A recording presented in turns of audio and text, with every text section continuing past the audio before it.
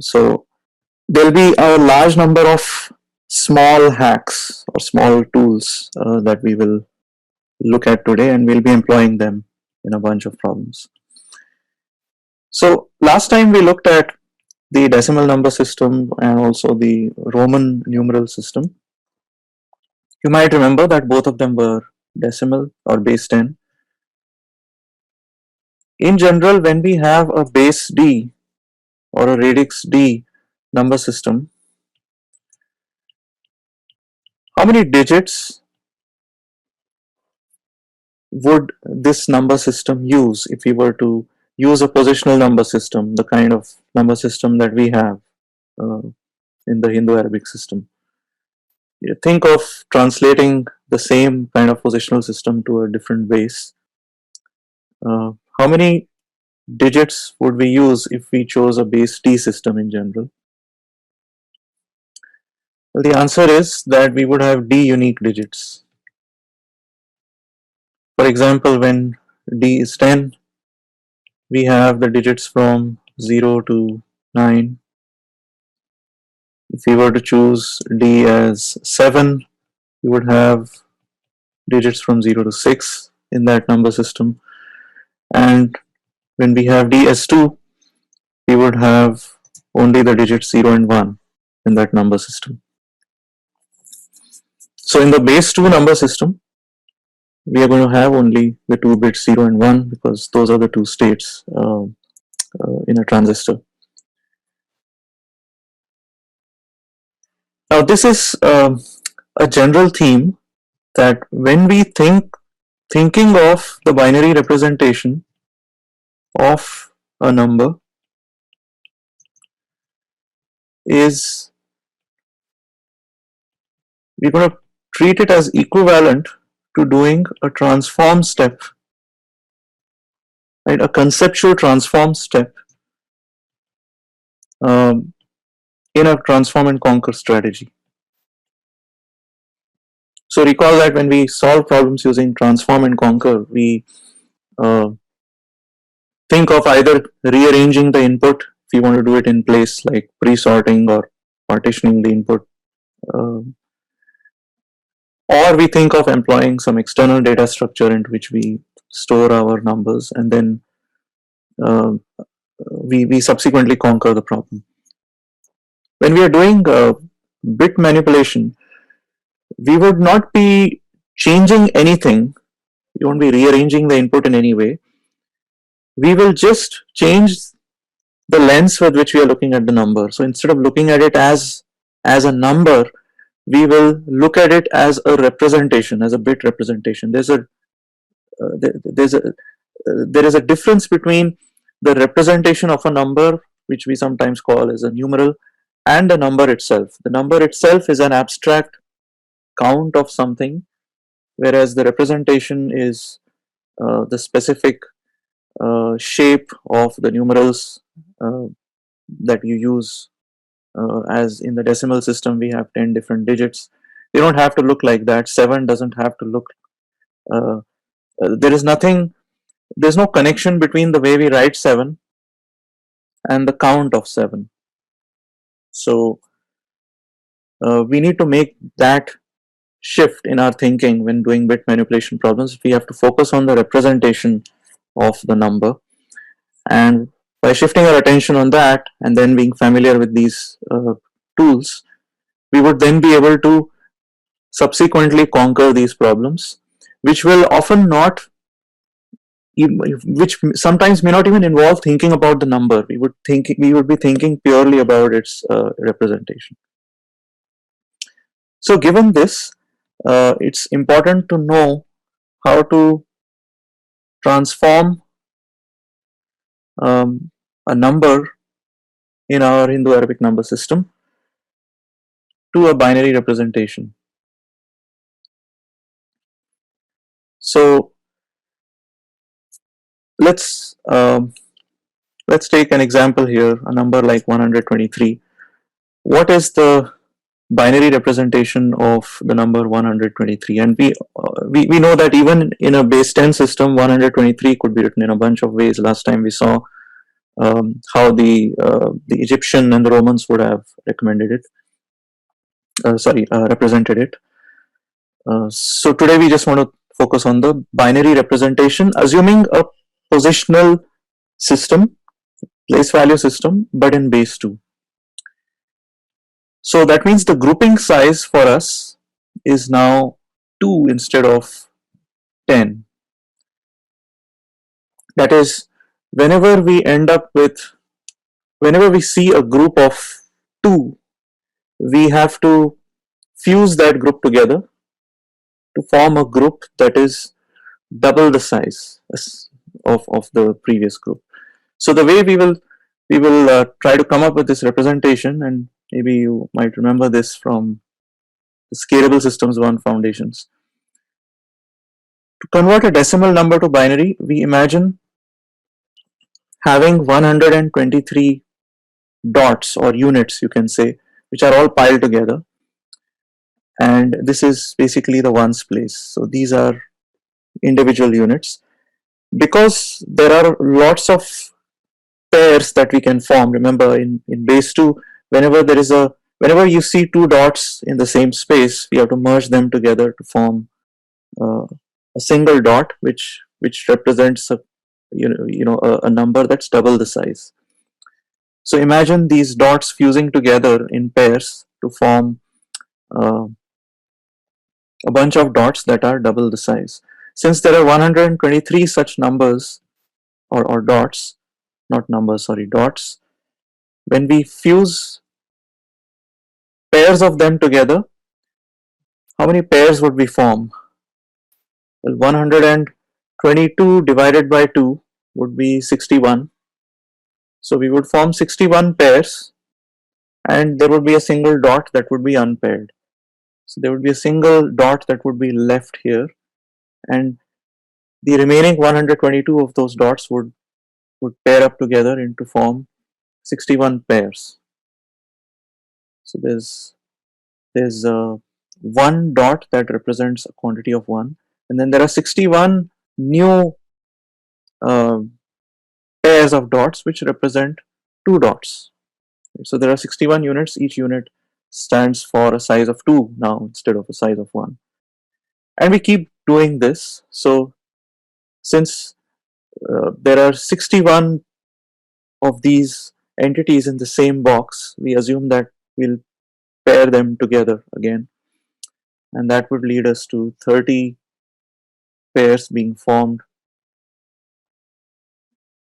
So one of those 61 would be unpaired, and the remaining 60 would be paired into 30 um, groups whose size, each entity in that group has a size that's double the size of the previous group, because two of the dots in the previous group fuse together to form a dot in this group.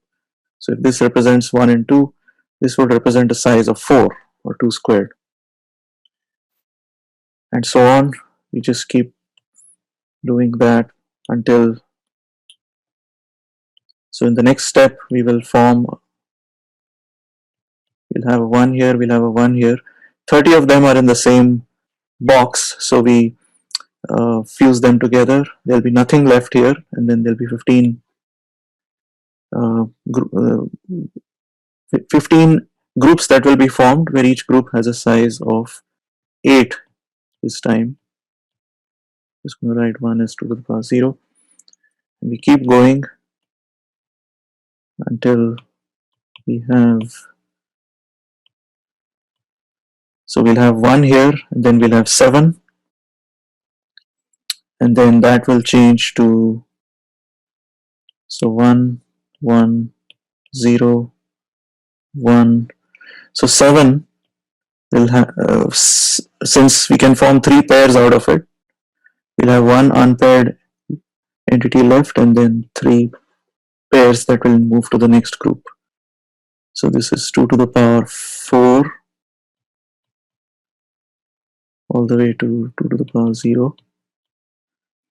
This is 2 to the power 5, 2 to the power 4, 2 to the power 3, 2 to the power 2, 2 to the power 1, 2 to the power 0. And we keep doing this until we end up with all the boxes having only ones and zeros. 1, 3 would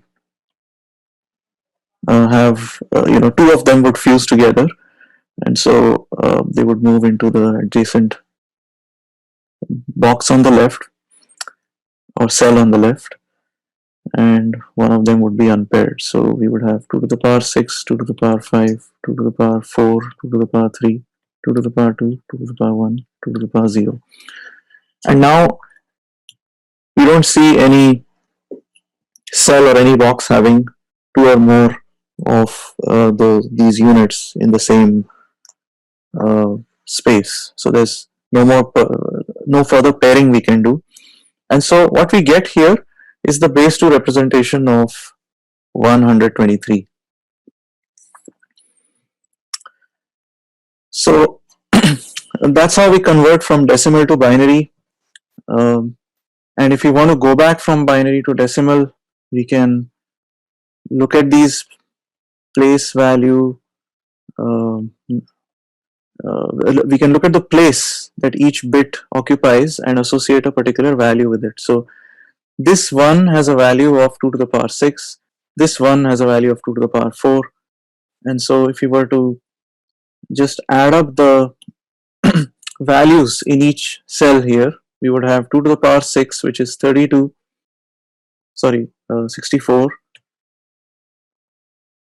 plus 2 to the power 5, which is 32, plus 2 to the power 4, which is 16, plus 2 to the power 3, which is 8, plus there's no 2 to the power 2 because there's a 0 there. Then we have 2 to the power 1, which is 2, and a 1. 2 to the power 0 is 1. So when we add up all of these values, we get 16 plus, so this is 27, 32 plus 27 is 59, and then we have 64 plus 59, which is essentially 64 plus 60, which is 124 minus 1, so that's 123. So hopefully this wasn't complicated, probably just a review, but any questions about how we mathematically transform a number from the base 10 system to base 2 and then back?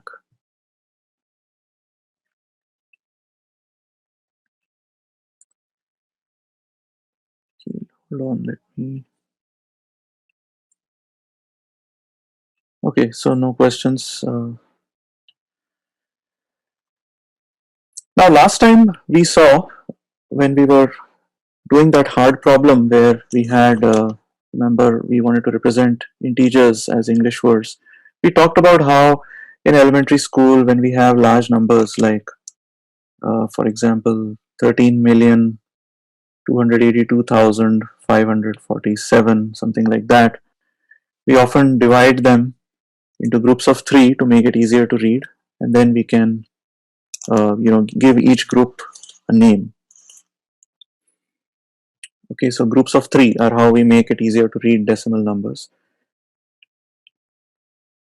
So the question is, how do we make binary numbers easier to read?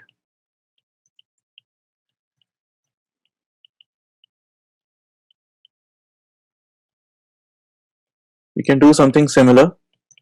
We can group together 3 of them, 3 bits at a time, and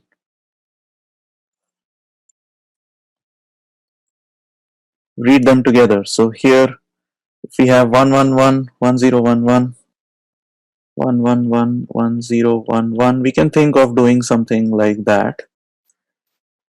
Of course, this is not 10 to the power 6, this is representing 2 to the power 6. So that's obviously a difference, but conceptually we could do something like this, and that is indeed how at least some of the literature that you'll find does represent binary numbers. This is called an you can say an octal representation. octal representation is basically a base 8 representation where you can take consecutive groups of 3 bits together and interpret them as a group. But what value are we talking about here? Well, the value in a base 8 system would just be the value. um, you remember how we would call this as 282. Why do we call it as 282? Because in a, you can say, uh, a base 1000 system, this would have a name of 282. So in a similar way, when we're talking about binary groupings here, we can represent this as a single digit actually in base 8 from 0 to 7. So going back to the earlier point I made, that when you have a base D system, we have exactly D unique digits, and here the digits would be from 0 to 7 in an octal representation, and this would be mapped to the digit 3. This would be mapped to the base 8 digit of 7. This would be mapped to the base 8 digit of 1. And so we can represent this as 1 followed by 7 followed by 3, and that would make it easier to read. Now for our purposes in this sequence of classes, we are going to assume that the machine that we are thinking about has a total space of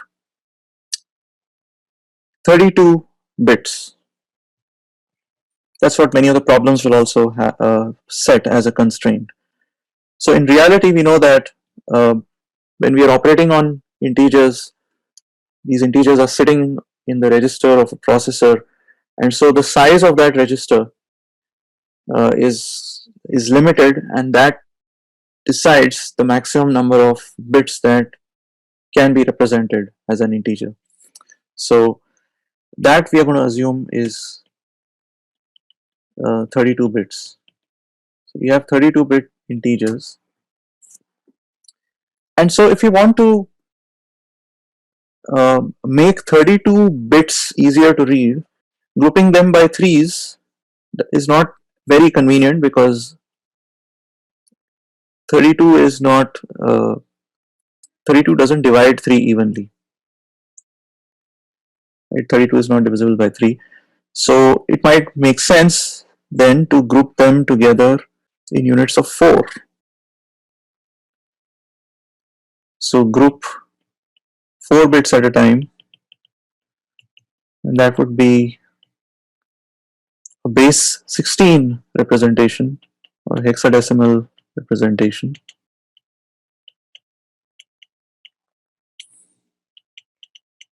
Which is more common, particularly now that we don't have machines that have 12 that use 12-bit registers or 36-bit registers as used to happen earlier. So if we have 32 bits, we can cleanly split them into 8 groups of 4, and each group of 4 bits can have 16 possible values, right? And because 2 to the power 4 is 16, 4 bits can represent 2 to the power 4 different values, and so we'll interpret each of those values as a digit in the base 16 system. And so when we do that, we will need extra digits beyond 0 to 9. So we'll assume that we have 0 to 9 and then A, B, C, D, E, and F. These are the 16 digits we'll work with. And so any group of 32 bits can be now represented as a sequence of 8 base 16 digits. So for example, if I had all ones, 32 ones, in the hexadecimal system, 1111 is basically mapping to the 15 to the largest digit, right? So that would map to assuming that these digits represent the values from 0 to 15. This would basically be F, F, F, F, F, F, F, F, 8 Fs.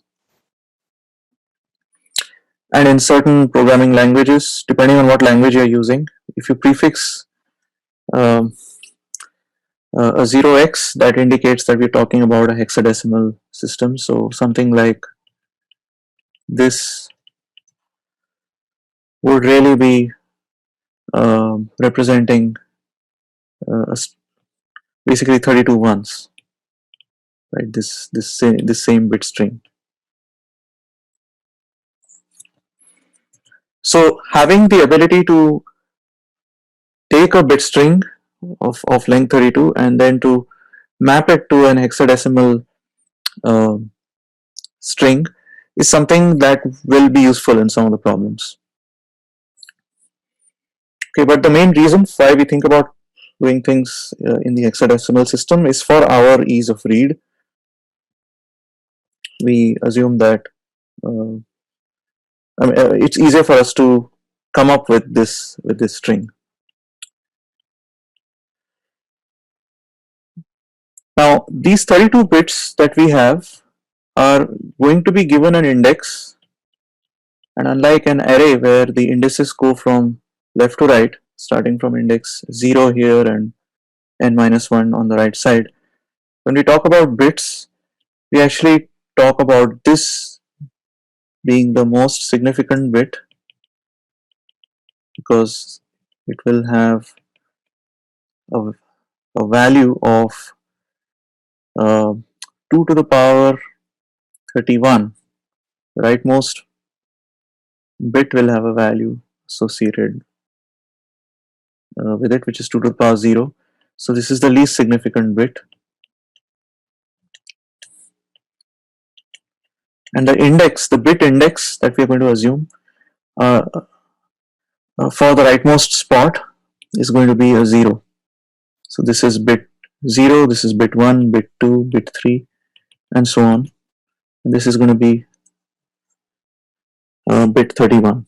So the convention is to use the bit index in a right to left way.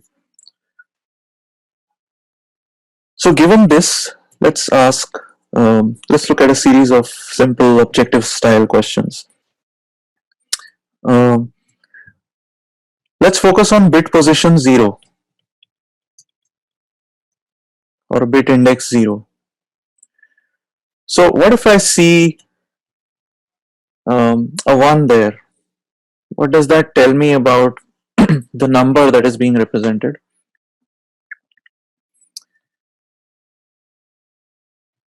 It tells me that the number being represented is odd.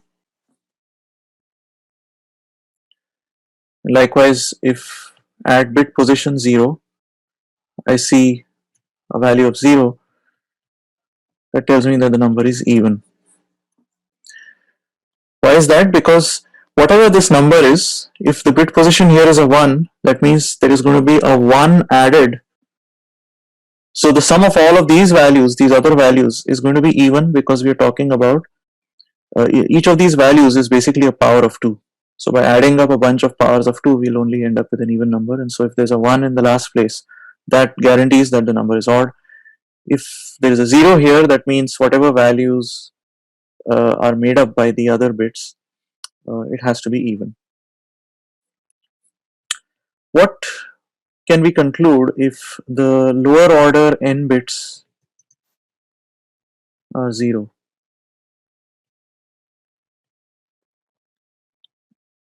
So if we take, let's say, the rightmost n bits and they're all 0, what does that tell us about the number? This is like a generalization of the rightmost bit being 0. Now I'm saying instead of just the rightmost bit, the rightmost n bits are 0.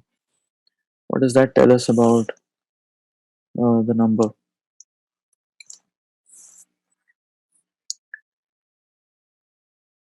So it tells us actually that the number is divisible by 2 to the power n. So think about what happens when n is 2. If the rightmost 2 bits are 0, that means whatever the value of the number is, it's going to be 2 to the power 31 plus a bunch of powers of 2, all the way up to 2 to the power 2. Right? So one or more of these could be 0. But 2 to the power, there's nothing in the bit index 1 in the penultimate place here, and there's nothing here. So that means the total here has to be a multiple of 4, because 4 is the smallest value that can make up this sum, and everything else is all the other terms here are multiples of 4. So the sum is naturally going to be a multiple of 4, since every term is a multiple of 4.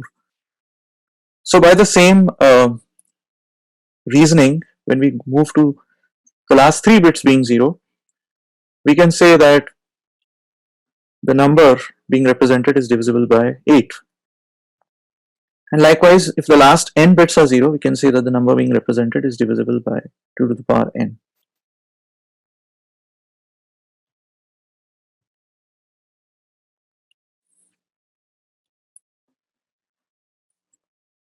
Now what if, okay, next question, what if there is a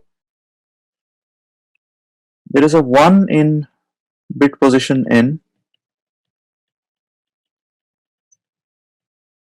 and 0 everywhere else? What does that tell us about the number? So in bit position n there is a 1 and everything else is filled with 0 from 31 to 0.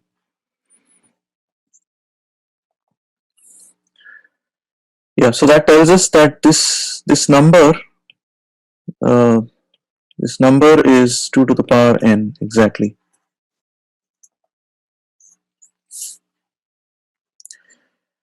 Okay, now what if bits n minus 1 to 0 are 1 and all other bits are 0?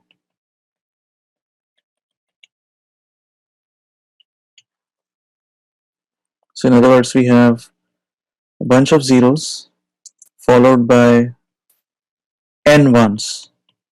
Like the last n bits, these are 1 and the remaining bits are all 0.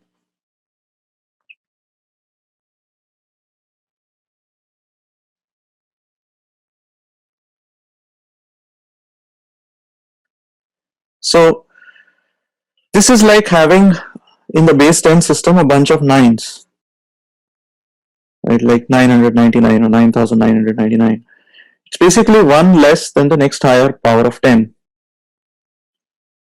In a similar way, this means that the number we are talking about is 1 less than some power of 2.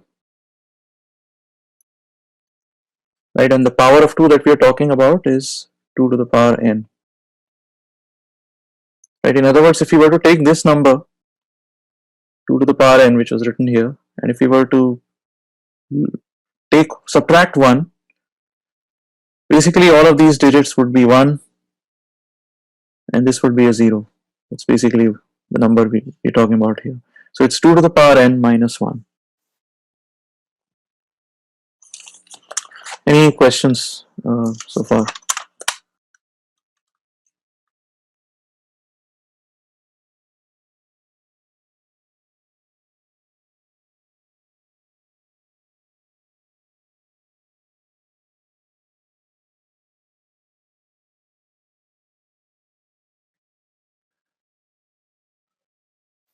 Yeah, Alexandro? Yeah, I'm trying to understand why if the lower order n bits are 0, it's divisible by 2 to the n. And the reason why is because if if 2 to the n is set, then you would be adding it to the overall overall result. It's not like you're multiplying it to the overall result. So I'm trying to understand why. So if the lower order n bits are 0, so think about what happens if, let's say, the last n digits in a decimal number are 0.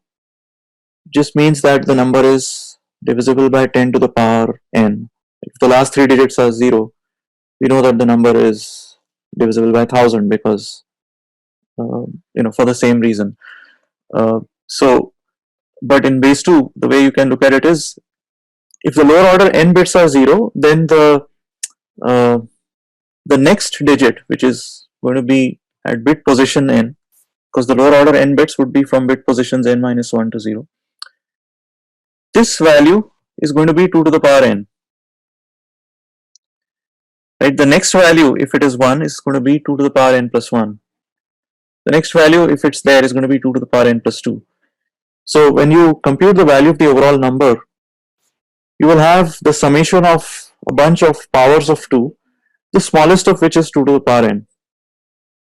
So you can actually take 2 to the power n, you can factor it out, and you would be left with some whole number. Right? So whatever the summation is, it's going to be a multiple of 2 to the power n for that reason. So it's divisible by 2 to the power n. Okay, yeah, I got it now. You factor out the 2 to the n, and that's how it becomes divisible by it. Okay. Yeah. Okay, great. Thank you. Okay. Now, what we are assuming here is that all our numbers are positive or at least non-negative. So we're talking about unsigned numbers which don't have a sign associated with them, because we are assuming that the sign by default is a plus. So now, as you know, in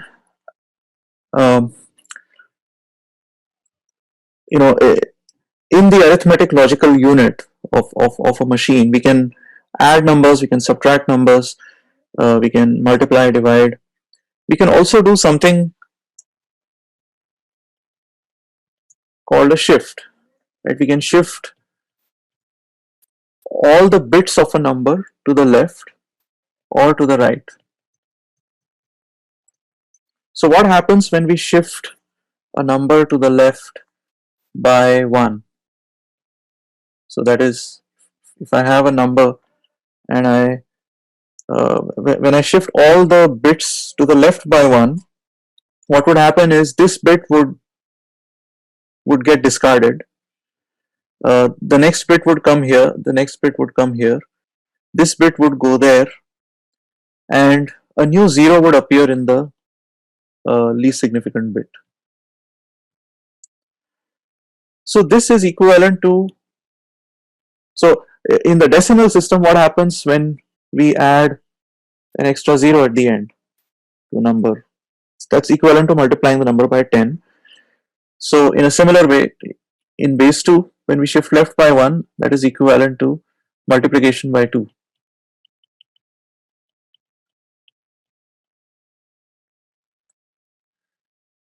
For the same reason, when we shift right by 1, we are discarding the rightmost bit. That's like discarding the rightmost digit in a base 10 system. So if the number was 750, it would become 75. If it was 755, it would still become 75. In a similar way, in the binary system, this would be equivalent to doing an integer division by 2. In the decimal system, that would be equivalent to dividing the number, taking the integer division of that number by 10. In the binary system, it would be taking an integer division by 2. We can generalize this and say, if we were to shift left by, say, I bits, that is equivalent to multiplying by 2 to the power I. And if we were to shift right by I bits, that is equivalent to taking an integer division by 2 to the power I.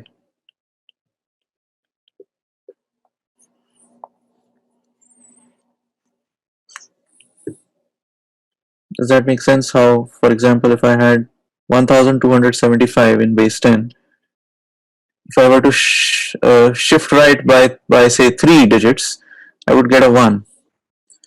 So that's equivalent to taking this and doing an integer division by 1000 or 10 to the power 3, which would leave me with a 1.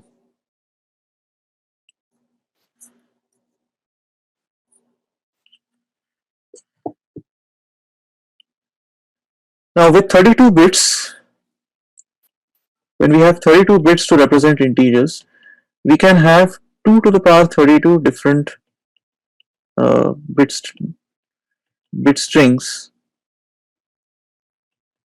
represented on the machine. So even though we have an infinite number line, we can represent only a finite number of integers using 32 bits. So for now, let's assume that all our numbers are unsigned. That means they're non-negative. We're not talking about representing negative numbers. So from 0 to 0, well, let me draw this actually in a circle because this will be significant when we come to signed numbers. So let's imagine at the top we start out with a 0 or a bunch of zeros, which are all 32-bit zeros, and then the next number we have is all zeros except that the last bit is a 1. Then the next number we have all zeros ending with a 1 0. So that's 2, 3, 4, and so on. If we were to think of placing these numbers along the circle, why along the circle? Because since we have only 32 bits to represent a number, eventually we will reach the number which is basically a string of all ones. And then after that, if we were to try to add a 1, we come back to 0. Just like on a clock um, when we add a 1 to 11, well, on a clock it's 12, but it's equivalent to coming back to 0.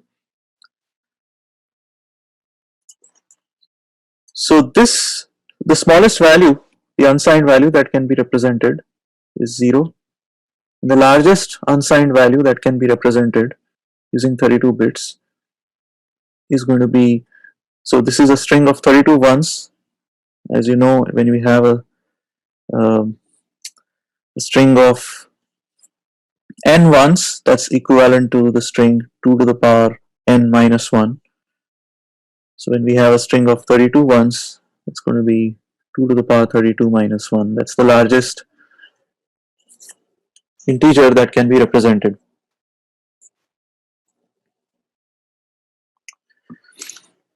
Now I assume you are familiar with how to add binary numbers, but it's quite. Let me just take a quick example. It's quite similar to the decimal number system when we have, let's say, the number 0101 being added to the number 0011. So 1 plus 1 in binary, well, there are actually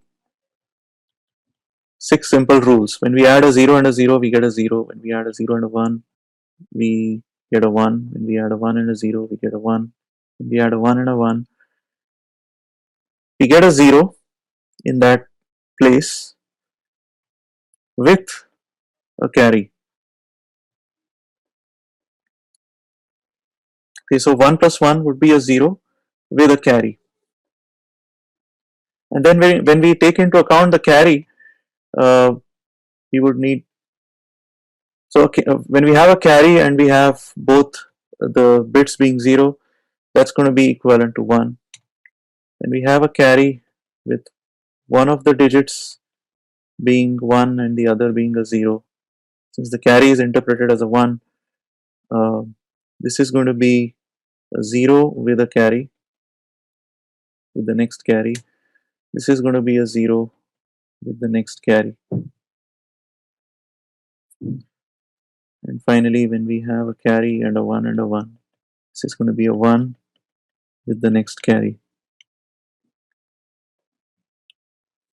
So 1 plus 1 is basically 0 with a carry. 1, a carry plus a 0 plus a 1 would be a 0 with another carry. Carry plus a 1 plus a 0 would be a 0 with another carry. And a carry plus a 0 and a 0 would be a 1. So here we are adding the decimal number 5 to the decimal number 3, and we are getting the decimal number 8. Now what happens if so if you were to actually build this using an electronic circuit, what would we do? We would build a simple circuit that could basically follow these rules. So let me imagine a simple black box here. It takes as its input 2 bits. Let's say the 2 bits are A sub I and B sub I. These are the ith bits. Well, actually, these are bits 0 of these two numbers, A and B. But in general, if you imagine a generic electronic circuit that is computing that is adding the 2 bits and the carry at any place, it's going to be taking in 2 bits, let's say A sub I and B sub I, and potentially a carry.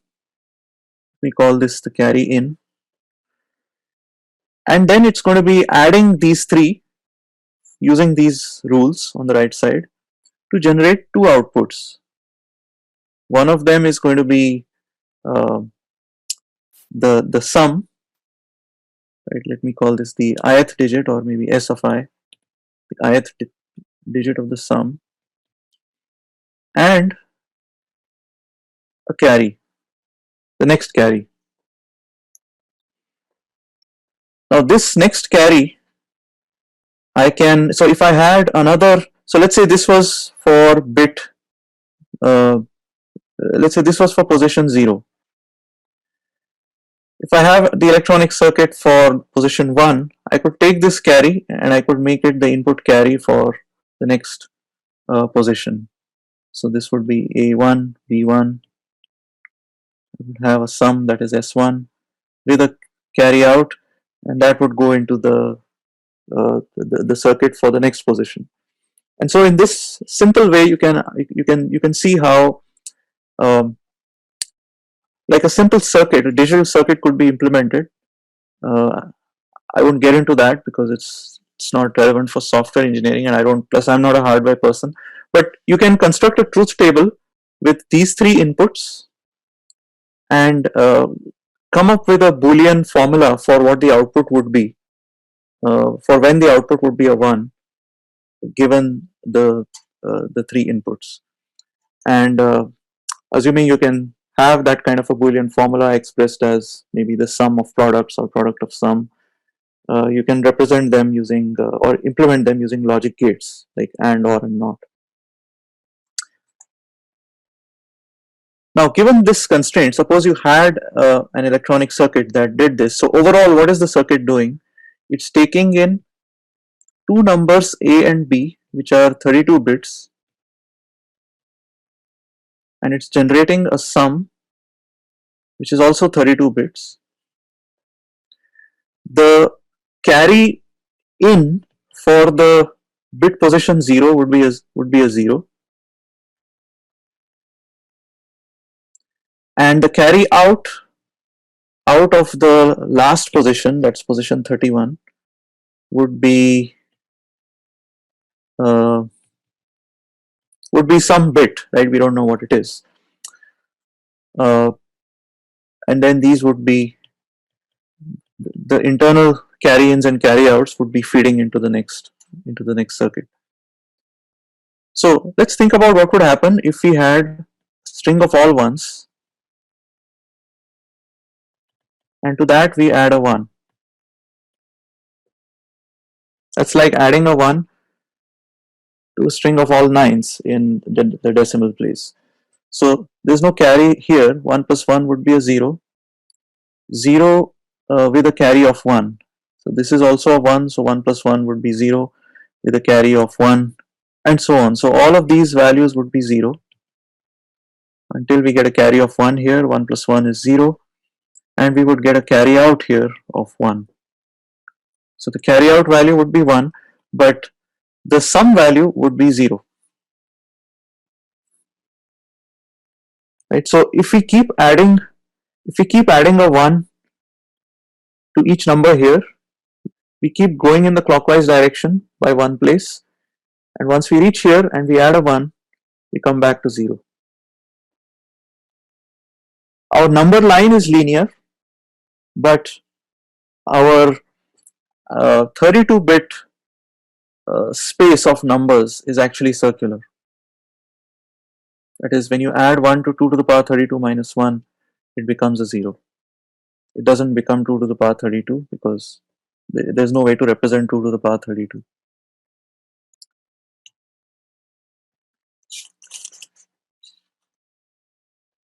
Okay, Bhagesh.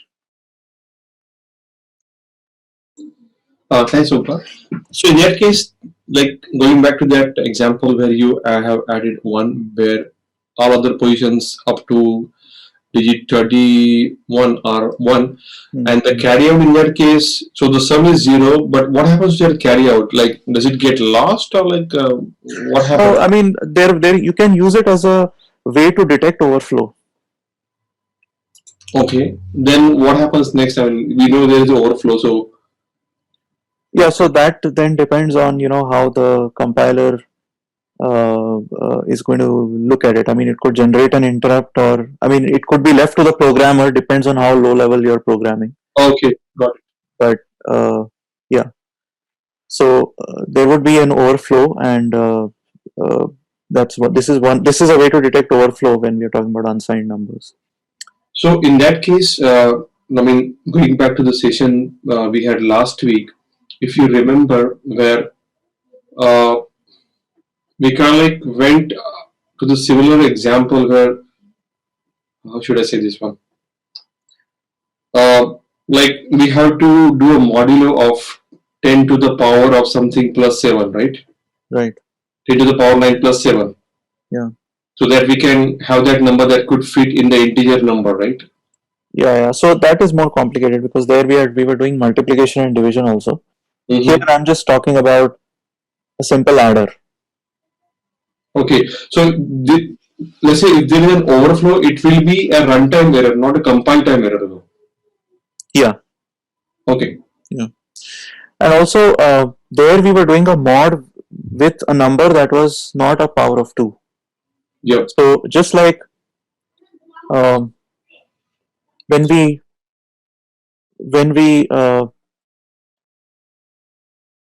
shift right by I, we say it's as equivalent to doing an integer division by 2 to the power I. If we extract only or focus only on the rightmost I bits, that would be equivalent to taking the remainder when divided by 2 to the power I, because the quotient times 2 to the power I plus the remainder would be equal to that original number. Yeah. So taking the remainder with respect to a power of 2 is straightforward compared to taking a remainder with 10 to the power 9 plus 7 or whatever it was. Right. That is going to take more time. Basically, the hardware will need to simulate long division, and so that's a lot more complicated than what we're talking about here. Is there any specific number that that number has been chosen, like 10 to the power 9 plus 7, or It's a large prime number. Okay. So by choosing a large prime number, I mean empirically they find that the probability of collision is much lower. Because when you have large numbers that can't be represented, you don't want two different large answers to map to the same modulus, to the same remainder. So, okay. For that reason. Got it. Thank you. Okay. So this is as far as unsigned numbers are concerned. Now, let's think about signed numbers. Even though the problems we're going to do today are only about unsigned numbers, we also do want to think about how we could represent negative numbers with signs. So here are our requirements. Ideally, we want to represent both positive and negative numbers using 32 bits. So ideally, we want, let's say, half of, because we're not biased towards positive numbers, we want half of the numbers represented should be negative. And ideally, it should be possible to detect a negative number easily. So everything else remaining the same, a simple way we could have added the sign in is to, just like we write minus before a negative number, we could interpret the leftmost bit of the 32 bits as a sign bit.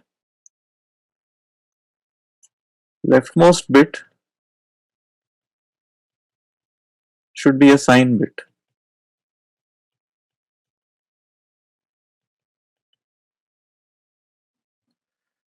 Okay, these seem to be two natural requirements for us. The other thing we want is when we take a positive number x and we add, let's say, its negation, the result should be a 0.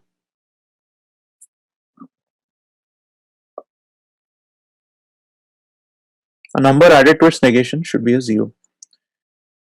So let's think about how we might do this.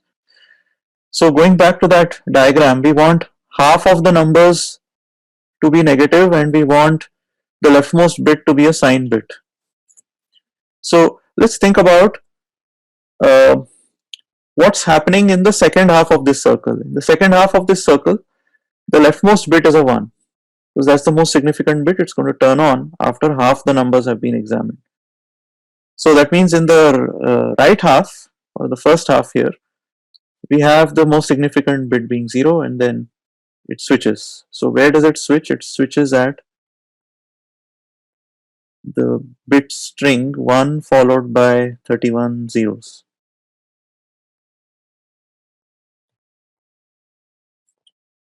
Right, so we would actually call this as 2 to the power 31 if this was unsigned.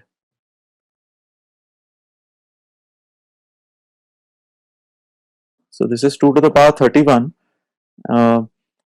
But what we are saying is, since we have to stuff in negative numbers also here, we have to sacrifice how many positive numbers we can go up to. So instead of going up to 2 to the power 32 minus 1, as in here, we make a trade-off and we say, well, we are going to go up only to 2 to the power 31 minus 1. So in a sense, all of these I can color them using yellow to indicate that they are positive numbers for me. And then after that, we have negative numbers. So if I were to carve out the space of positive and negative numbers like that, my first two requirements are satisfied. Half of the numbers are negative, right? Exactly half of them will have a negative sign. And the leftmost bit should be a sign bit. So that also is something that is achieved, because the leftmost bit in that case will be a 1 for negative numbers. But what we have not decided yet is how should we interpret these bit strings over here, right? Which negative number is this? All that we have said so far is that we are going to have 2 to the power 31 negative numbers, right? And 2 to the power 31 non-negative numbers, including the 0. But how should we assign these values? Is this minus 1, or is this minus 2 to the power 31, or is this something else? So that's where the third requirement comes in, which is that we want the number added to its negation being 0.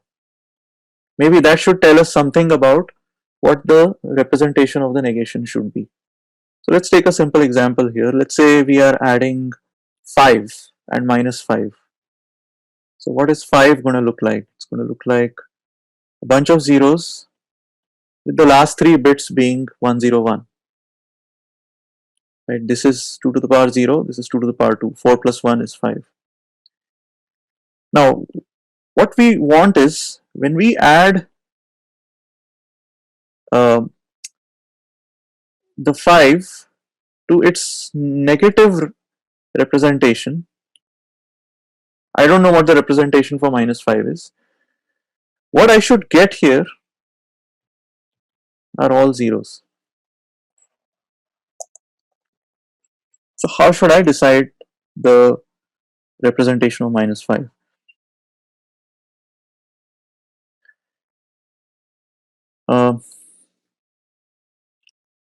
Now this is not it may not come immediately to you, right? What should the representation of minus 5 be? But suppose my question had been slightly different. Suppose I had asked you what should be inside this box if what I wanted to get here are all ones. If I ask you what should I put in the box so that I get all zeros here, that's a slightly harder question. It's not trivial, but here's one way to think about it. If I can get all ones here, then I know how to get all zeros here because I just have to add a 1 to this. Right? I know that if I have a string of all ones and if I add a 1, my hardware is going to generate a 0. So maybe I should think about generating all ones here.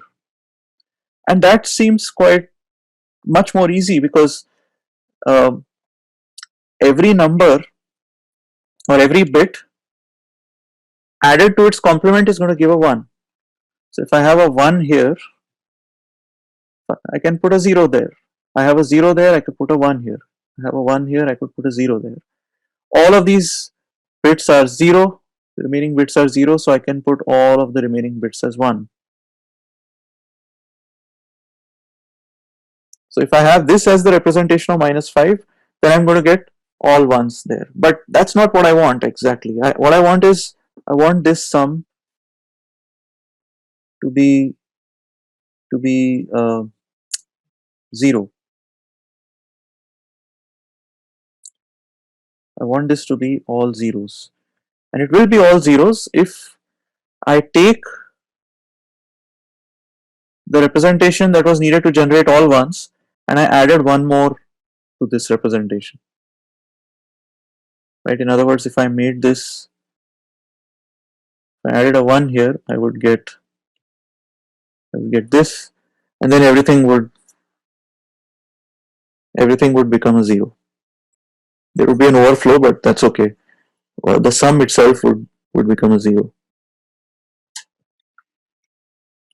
And so that tells me what the representation for any x should be. The representation of minus x should be the complement of the representation of x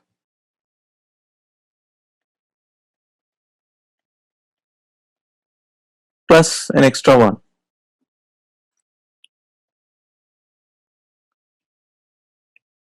Making this clear that this plus 1 would give me, let me write this in blue. If I do a plus 1, I'm going to get all zeros. Otherwise, I get a bunch of ones here.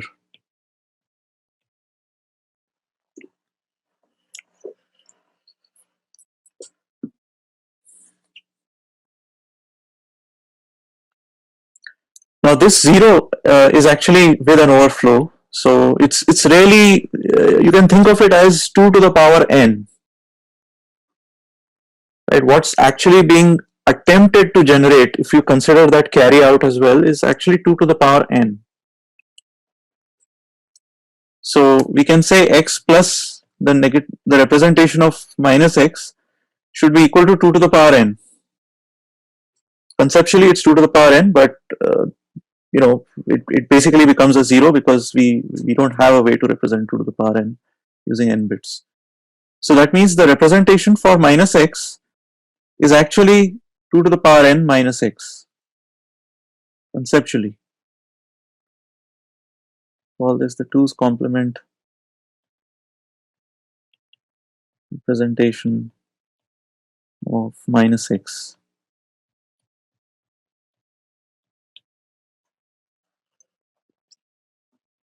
But this is the way to look at it mathematically, but it's not as important as understanding what is it required for us to represent minus x in terms of the hardware.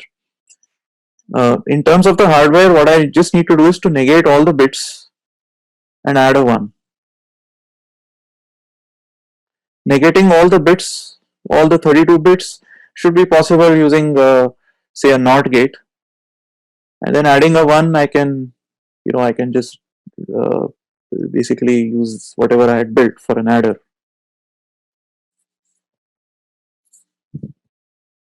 Right, just add a 1 to that negation. Now the advantage of this, as I said, now our 3 requirements are met. But another advantage of this 2's complement representation is that if I want to do subtraction, I don't need to build a separate hardware for subtraction, because I can treat this as a plus the negation of b.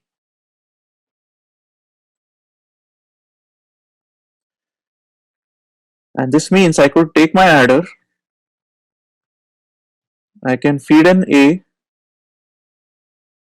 and ordinarily I would have fed in a b, but I can hack this. I can actually have you can say a NOT gate. Whenever I'm doing subtraction, I'm going to take the second operand and I'm going to have those 32 bits go through 32 NOT gates, and then take the output of those NOT gates as the input into my adder. So what's actually going into my adder here is the complement of b. We call it the 1's complement of b. And I also need an extra 1, so I can do that by setting the carry in as 1. So whenever I'm doing subtraction, if I turn on the carry in bit, which would normally be a 0, when we are starting out addition, there's no carry into the at position 0, there's no carry. But when we are doing subtraction, we can set it to 1, and we can choose the second input as the output of this NOT gate, and obviously there will be some control signals that will choose to pick the output from the NOT gate and not directly the B itself. And then the output of the adder is going to be A minus B.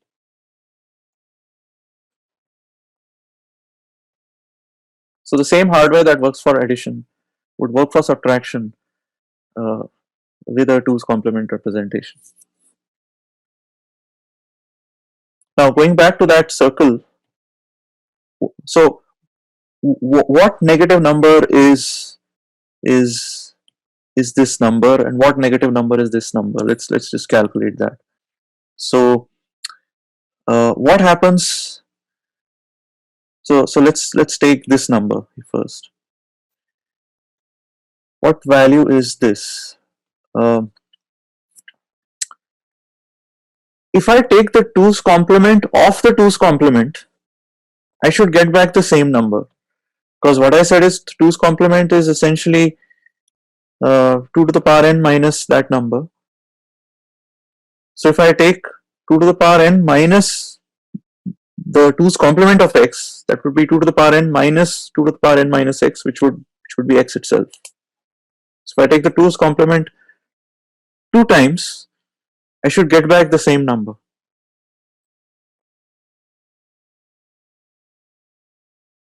So that means I could start from a negative number and figure out which positive number it came from by taking the 2's complement again. So if I take the 2's complement of this, it would be 0 followed by a bunch of 1's, 31 ones, and add to that a 1. Uh, that would actually give me back that same number.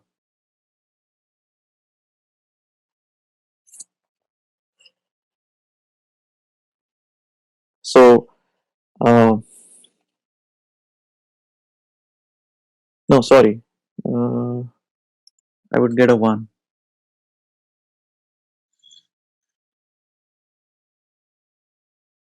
Actually, let's do it with this first. This is an easier example. If you have all 1's, when I take the 2's complement of this negative number, I get a bunch of zeros, all zeros, and then when I add a 1, I'll get a 1. So this value in signed number notation, this is clearly -1. A bunch of all 1's is basically -1. What's the representation of -2? The representation of 2 is basically this. So the representation of -2 would be 1 1 1 all the way here, then a 0 followed by a 1, and then you add to that a 1. Right, I complement all the bits of 2 and then I add a 1.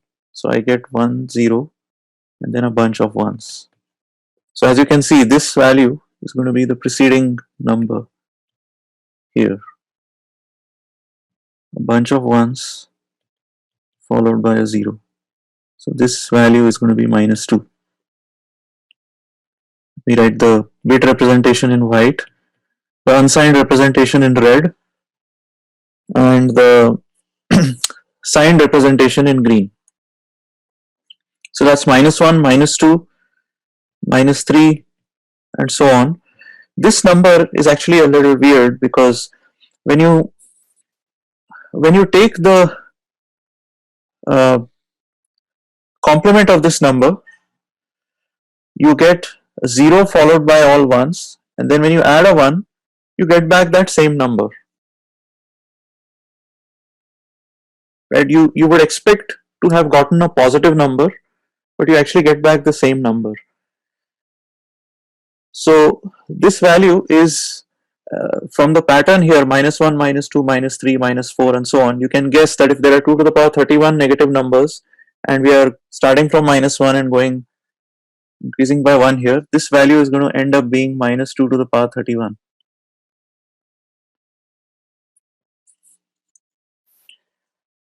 And because it's -2 to the power 31, you can see why we are ending up with a weird thing here. There is actually no way to represent positive 2 to the power 31 in this system, because the largest positive number you can represent is 2 to the power 31 minus 1. So when you take -2 to the power 31 and try to take the 2's complement to convert it into a positive number, you get back that same number. So in reality, what should have happened if we had more? So instead of 32 bits, let's say we had 64 bits, then it wouldn't have been an issue because we would have uh, uh, we could interpret this 1 as actually the next higher order bit in unsigned notation. So that would make it 2 to the power 31. But it turns out that we interpret this as a signed bit in this system, and so this becomes interpreted as -2 to the power 31. Otherwise, it's actually +2 to the power 31 if we interpreted this in a purely unsigned way with more number of bits here. But we decided not to do that since we have only 32 bits and we want the leftmost bit to be a signed bit. So we will end up interpreting this as -2 to the power 31 itself.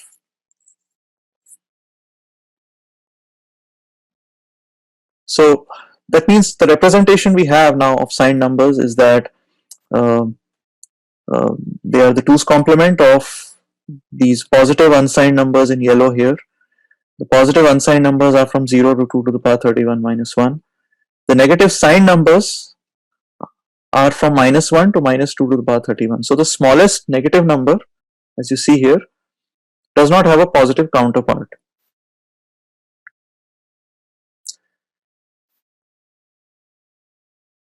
The other thing that's nice about this circular representation is that when you're adding a 1, you're actually going clockwise. When you subtract a 1, you're actually going anti-clockwise by one step. So if I'm here and I subtract a 1, I should go there. If I'm here and I subtract a 1, I should go there. If I'm here, I subtract a 1, I should go there, and so on. It's really here that we make a big jump. So in unsigned notation, it's here that we make a huge jump, right? When we go from all ones to all zeros, it's like going from 2 to the power 32 minus 1 suddenly to 0. But in the signed notation, we are actually making the jump here. This is where a huge chasm is. So there's actually a smooth continuity here from 0 to minus 1. Minus 1 is basically just all ones. So the other thing that you would notice is when we are trying to subtract a number, remember I said a minus b is basically the same as a plus minus b, and a plus minus b is the same as a plus 2 to the power 32, I should say 32 minus b, right, or whatever the representation of this is. So a subtraction, that means if I want to take, let's say, 5 steps backwards from a, start from some positive number a, I want to take 5 steps backward, that's equivalent to going forward by 2 to the power 32 minus 5 steps. So what I conceptually want to do is to go back by 5. What my hardware ends up doing is actually adding 2 to the power 32 minus 5, but in either case I end up at the same destination.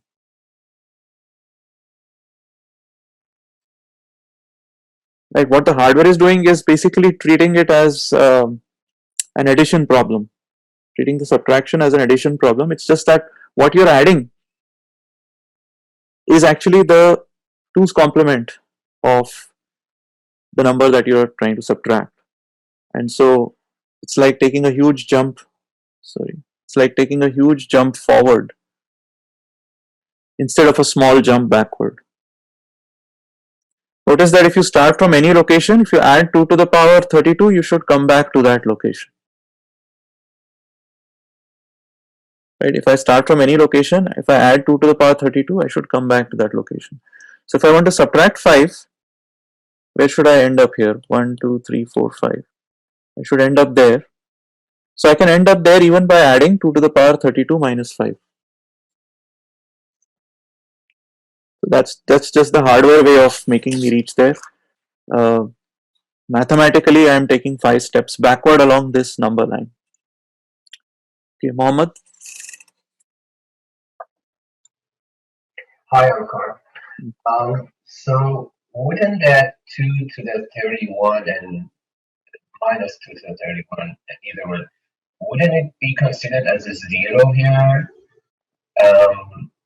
Because the last bit is just a sign bit, right? So that doesn't really change the 0. No. So so if all I cared about was that the leftmost bit should be a signed bit, and I didn't care about any of these other requirements, maybe this also. One way I could have implemented this is by using something called a sign magnitude notation. I think that's what is probably confusing you. Sign magnitude representation is different from 2's complement. So in a sign magnitude representation, the leftmost bit is a sign bit, and everything else is the magnitude, right? Okay. So that is not what we are doing, because if we do that, then firstly 0 would have two representations, because if I have the magnitude as 0, then even if the sign bit is a 1, that's like saying it's a minus 0. So 0 and minus 0 are basically the same thing. So there would be ambiguity about or multiple ways of representing a 0. Secondly, this requirement that x and minus x should add up to 0 would not happen in a signed magnitude representation, because we would be adding two magnitudes. So 5 and minus 5 would mean that we are adding 101 with another 101. It's just that this bit is a minus 1 there. But what will end up in this region is not going to be 0. It's going to be actually the representation for 10. I see. But here, practically, our our negative numbers are the ones who have the last bit equal to 1, and the positive ones have their last bit equal to 0. Yeah. But the magnitude of the negative number, the absolute value of that negative number, is not something you can figure out by just taking this part and interpreting it as the magnitude. It's not the magnitude. For to get the magnitude, you have to actually visualize taking the 2's complement again, and then take the magnitude. Or you can consult this circular diagram where this is minus 1. Right? If you just look at the 1 bits here, in terms of magnitude, that's a huge amount. It's all ones, excluding the sign bit here. It's all ones, but it's not a big magnitude. It's actually the smallest absolute value for any negative number. I see. So what does happen if, for example, the addition of two numbers become 231? That would be an overflow, right? Here in the signed numbers. What would be an overflow? Sorry. What happens if the sum of two numbers becomes 231? I mean, in this. Oh yeah, it's going to become, well, if the sum of the two numbers is 2 to the power, if it becomes 10000, if that's what you mean. Yeah, it will be interpreted as becoming 2 to the minus 2 to the power 31. Oh, okay. Got it. Okay. Thank you. Yeah, so mathematically, obviously, there is the number line is completely linear, but because in terms of the hardware, it's a circular number line. Wherever we end up, whichever point the hardware makes us end up, that is going to be the interpretation, or the value. The green value there is going to be the interpretation of that number.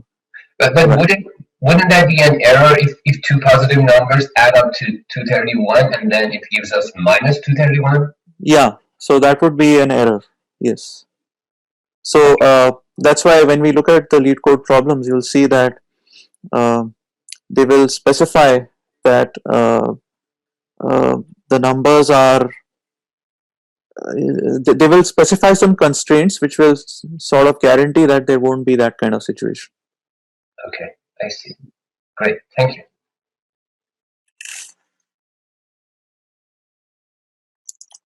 Okay, any other questions?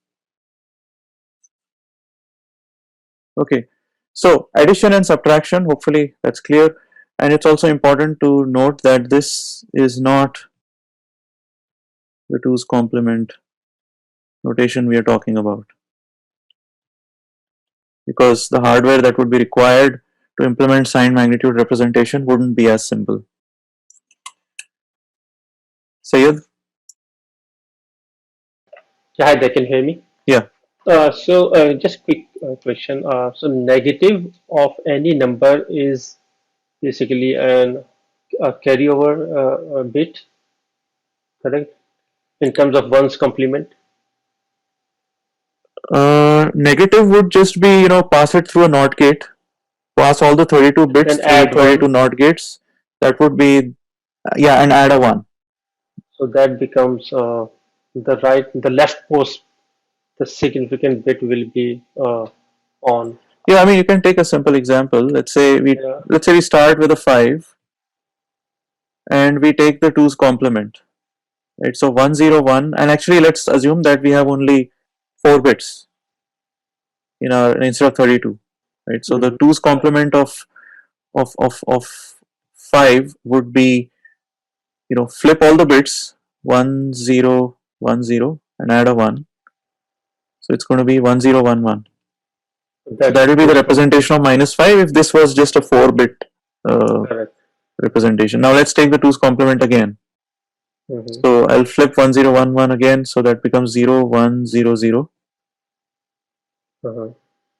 Right, 1's complement, And then uh, and then add a 1. add one. Okay. So it becomes 0101, And which it's is back to the back same number. back to the same number.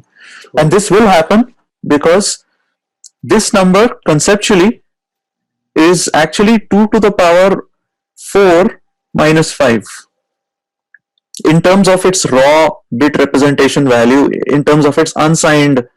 If this number line had been purely unsigned, the Hmm. value of this number would have been 2 to the power 4 minus 5. Let's see, is that the case?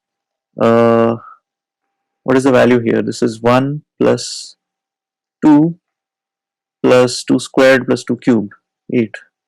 Yeah, it's 11. It's 11, right? This is 16 minus 5, which is 11. Correct. So Yeah. interpreted as an unsigned value, it's actually 2 to the power 4 minus 5, which is 11. Yeah. And so when we do this again, when we take 2 to the power 4 minus whatever the value we had, we do this one more time, we're going to get back the 5. Hmm. Yeah, makes sense. Thank you. So you see there are two different things going on, which is why it could be confusing to some people that what the hardware is doing is interpreting things as negative and doing things so that the math works out. But the reason the math works out is because in the unsigned space we are actually taking 2 to the power n minus the value of that number, and when we do it two times we get back that number. So this means like we always do the two's complement, or like Yeah, okay. Umesh. Yeah, hi Omkar. So when the number will be identified as a negative, so is it based on the first, uh, the most significant bit Yes, only? yes. If So it the is two's one, yeah, the two's complement gives us all of these properties. That the leftmost bit is a sign bit. So you can always look at the leftmost bit to see whether the number is positive or negative. So this okay, is true for the sign magnitude representation. It's also true for 2's complement, and because 2's complement gives us all of these additional advantages in terms of the hardware implementation, we go with that. okay. So when we want the actual value of that, again two's complement will be taken to get that absolute value, right? Means, Absolute value, yeah, yeah. yes, yes, Okay, yeah. Thank you. yeah. Shailesh,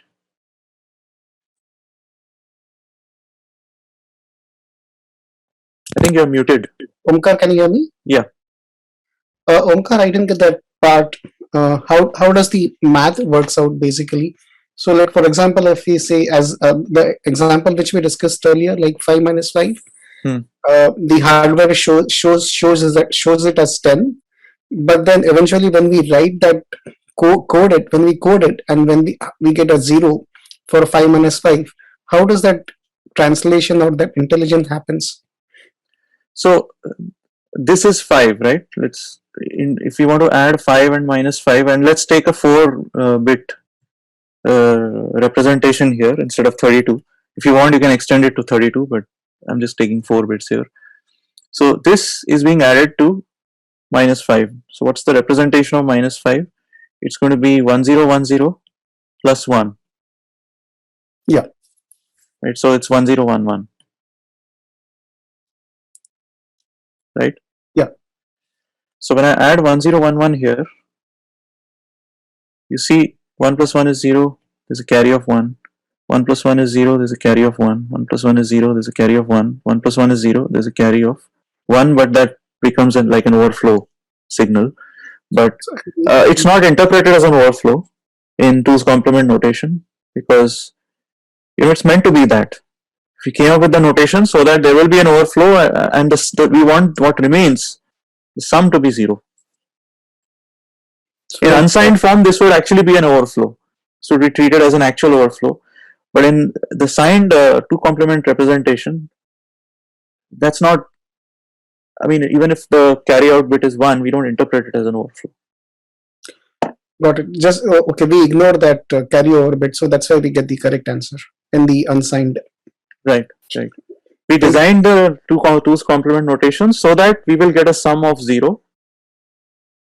And obviously the only way to get a sum of 0 is to reach 2 to the power n, right, when we are adding 2 numbers in the hardware. So that means we want to reach 2 to the power n when we add a number and its negative representation. Thank you. Lakshman? Hi, Omkar. Thanks for taking the call. So the negative number is a two's complement of that number, right? Yeah. But in the slide you are saying the I don't know, third slide or something. You said it is. Don't think it as a is not a two's complement. What does that mean? The previous one you were showing. Yeah. Oh, so this is the name of. So see, there are multiple ways in which you can implement, or negative numbers could have been represented in hardware. And this sign magnitude representation is what I guess some of the early machines did it, but this is not what modern machines do, because sign magnitude representation is not convenient on the hardware, because how do we keep track of, how do we make this happen? X plus minus x is 0. It's not straightforward, because we will be adding magnitudes of the same number. Even when we are adding 5 and minus 5, the magnitude part will be the same for both. Right? Sign magnitude representation is a representation where the leftmost bit is a sign bit and the remaining bits give us the magnitude of the number. It's a simple but a different representation from 2's complement. 2's complement is a little more complicated to understand, but easier to implement in hardware. So for our reference, we just think negative number is 2's complement of any number. That's all, right? Negative number is 2's complement. Yes. Okay. Yes. We should not interpret the even though the leftmost bit in 2's complement is a sign bit, which will be 1 if the number is negative. We should not take the remaining bits and interpret it as the magnitude. Oh, I see. Okay. So that means interpret, because when you look at it, the value is not the magnitude. Yeah, okay. Don't interpret bits 30 to 0 as magnitude for negative numbers when we are looking at 2's complement. Okay. For sign magnitude representation, it will be. Okay. And for positive numbers, even in 2's complement notation, bits 30 to 0 do represent the magnitude. But not for negative numbers. But the negative numbers, if you look at the least numbers, we can have some kind of magnitude interpreted, right? Because like this 0, 1 0, 1 1 1 1, and just the 0, we can think it is -2. So it's kind of magnitude representation we can derive, right? Yeah, you can derive. You'll just have to flip the zeros and ones and add a 1, and you'll get the magnitude. instead of the leading 0, and if it is a leading minus, if I think it, and the rest of the number is gives me the magnitude, right? But Yeah. the magnitude you should not derive from the first bit, but all I mean, I'm reiterating what you're saying. Disregard the first bit minus as a sign, then whatever the leading ones uh, is just the filling, but the least significant bit is the magnitude for the sign bit, right? Most significant bit is the magnitude. Most. Sorry, is the sign, is the not magnitude, sorry, the sign. The magnitude will be given by a collection of bits, but you'll have to take the 2's complement and then focus on the bits 30 to 0 once the number is positive. Then you get the magnitude, the absolute value. Okay, yeah, that clears me. Thank you. Thank you. Thank you. Okay, are you full? Hi, Omkar. I just wanted to check. Did you talk about how we are manipulating the signed bit as we are doing addition or subtraction? As we are doing addition or subtraction, we are not manipulating at all actually. We are just blindly using the same adder that we had here. No, where was that? Remember that diagram where I had, yeah, this one. So assume that we have basically a black box which has 32 of these, right? That was what I called as the adder here. Yeah, what I mean that let's say you are subtracting a higher number or a larger number from a smaller number. Yeah. Right. So your end result should be a negative number. Right. So how would the result get that sign bit? It will automatically get. So let's say I want to do 5 minus 7 here. Right. Suppose I want to do 5 minus 7. It's the same as 5 plus minus 7. So I will have, again, I'll assume just 4 bits. I have this for, let me actually use 5 bits so that there's no, well, let me use minus 6 so that way. Oh, I think 7 should also be fine. 7 should also be fine. Okay, so this is the representation for 5. For minus 7, the representation would be the 2's complement of the representation for 7. So the representation for 7 is this. The 1's complement, or the complement is just 1 0 0 0, and I add a 1, that will make it 1 0 0 1.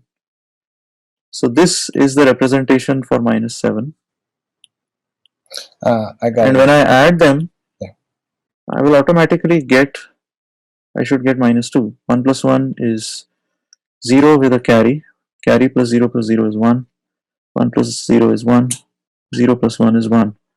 Now this is a negative number. Why? Because the leftmost bit is a 1. I know it's a negative number. What is its magnitude? I can take the 2's complement to find out its magnitude. 0 0 0 1, and I add a 1. I get 0 0 1 0. So its magnitude is actually 2. So that means this number is basically minus 2. And that was automatically the value that my this had, the adder had, right? The same adder could be used for both unsigned addition as well as signed subtraction. There is that. The same adder in the hardware is doing, so if what I wanted to do was to do 5 plus, where is that, 5 plus, instead of minus 7, in an unsigned notation, what would this value be? This would be 9, right? This is the unsigned value 9. Is that right? 8 plus 1, right? The unsigned, if I interpret 1001 as an unsigned value, if I convert that to decimal, it's just 2 to the power 0 plus 2 to the power 3. So it's 9. So the hardware doesn't know whether this value is 9 or -7. It's just adding the bit representations. So when if I were to add this as an unsigned value, what is the unsigned value here? It's 2 to the power 1 plus 2 to the power 2 plus 2 to the power 3. So it's 8 plus 4 plus 2, which is 14. And that is correct. If I was doing unsigned addition of 5 and 9, I am supposed to get 14. But in the signed representation, this unsigned 9 actually is -7. And this unsigned 14 is actually -2. And 5 plus -7 is indeed -2.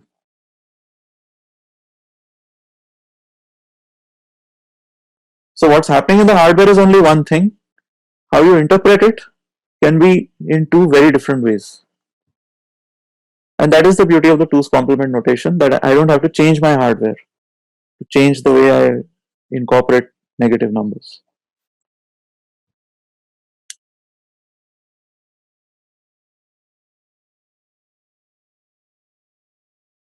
Does that clarify your question, Arif?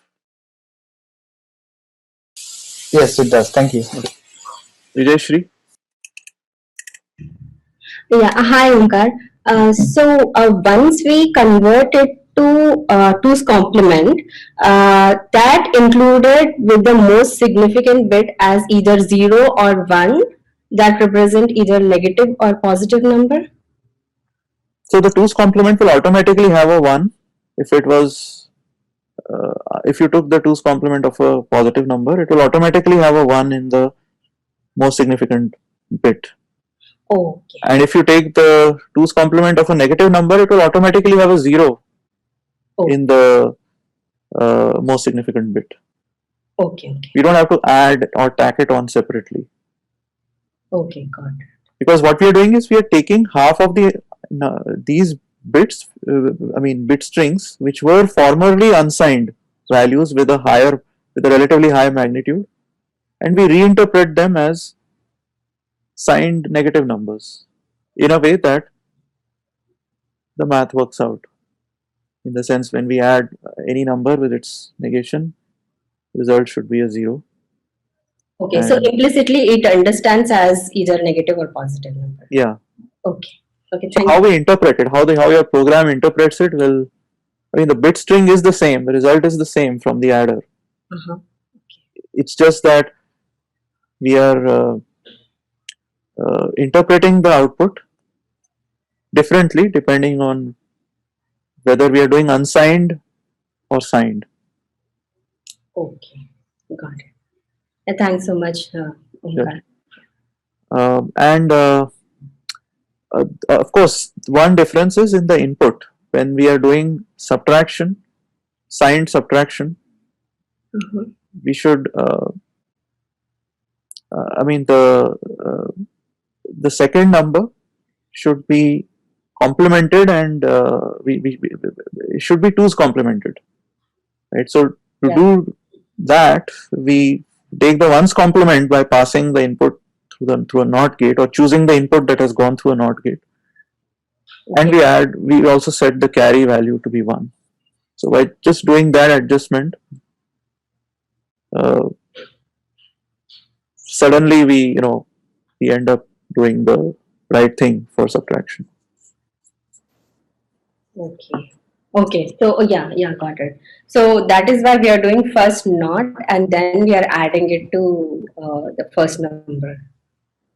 Right? Yeah. So in reality, there'll be basically 32 bits going like this, and then there'll be maybe a NOT gate like that. 32 NOT gates actually. So this is NOT of B, and then there'll be some hardware here that will choose which of these two to send into the adder. Right, second input of the adder. I think this is called, if I remember correctly, multiplexer. Some circuitry that will select between these two depending on some control signal. Okay. and that control signal will be turned on, or it will select the second input if the operation we are doing is a subtraction operation. So in the machine language or representation of that instruction, right, whether it's an add instruction or a subtract instruction, there will be some opcode, some code that identifies what type of operation it is. So if it's a subtraction operation, those bits for the opcode for subtraction will need to be translated into type of signal here that will choose the second input here. Okay, got it. And if it's addition, then it's going to pick the first input here. Okay. And likewise, the carry also for the adder, the carry in value will need to go through some kind of multiplexer, which will choose 1 or 0 depending on whether it's subtraction or addition. Got it. Yeah, so it internally happens. Okay. Yeah. This is part of the ALU, arithmetic logic unit, within the processor, which will do this. Yeah. Alexandro? Hi. So it looks like the highest positive number you can have is 2 to the 31 minus 1, but Yes. the lowest value is 2 to the negative 2 to the 31. Yes. So it's not symmetrical. Yeah, it's not symmetrical. Yeah, because because of 0. Because 0 takes up one of the candidate positive numbers. So you can't go up to 2 to the power 31 on the positive side. Gotcha. Thanks. Okay, so having done this, let's actually shift our attention to Boolean types. Okay, remember that Boolean values are logical values. So we're talking about some statement being true or false. And if we are interested in representing Boolean types, not integers but Boolean types, we just need a single bit. And so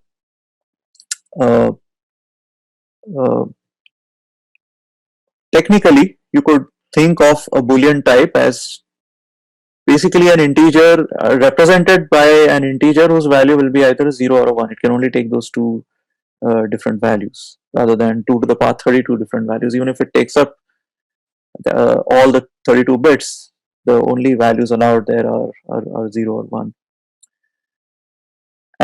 But we do want to work with Boolean values, and so to allow for operations on Boolean values. So the operations on Boolean values are not addition and subtraction. They are actually logical operations, right? Operations like and, or, not, and exclusive or. Right, and you might remember doing building the truth tables for these. For example, if A and B are now Boolean values, then A and B would be 1 only if and only if both of them are 1. So if one of them is 0, the value of A and B would be a 0, and only when both are 1 is the value 1. So this is for the AND operation. For the OR operation, the truth table would be different. It would be 0 if both are 0, but if either of them is 1, the value would be a 1. So we call this an inclusive OR. It means if either of them is an OR, is a 1, the overall value is 1. Exclusive OR is I think the typical symbol is this one. Exclusive OR also called XOR. So it's 1 only when exactly one of those numbers is true. So by the way, here ones mean true and zeros mean false. If you want to interpret these as Boolean values.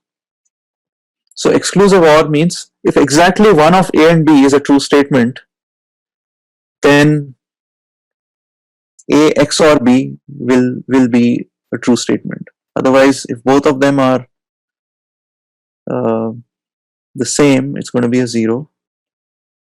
Otherwise, if they are different, then it's going to be a 1. Right? Either I'm sitting at my home or I'm driving. Right? Both can't be true.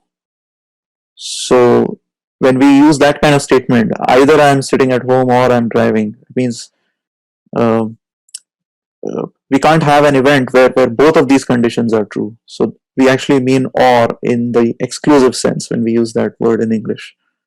But inclusive or means that even if both of them happen, then the statement is a true. And not, of course, is trivial. If we have A, then not of A is just going to be the opposite complement of whatever A is. So this is what we have. These are the operations, the logical operations we do on Boolean values, which are not integers. But what happens is, because we have the hardware to do these operations, we can do logical operations on sets of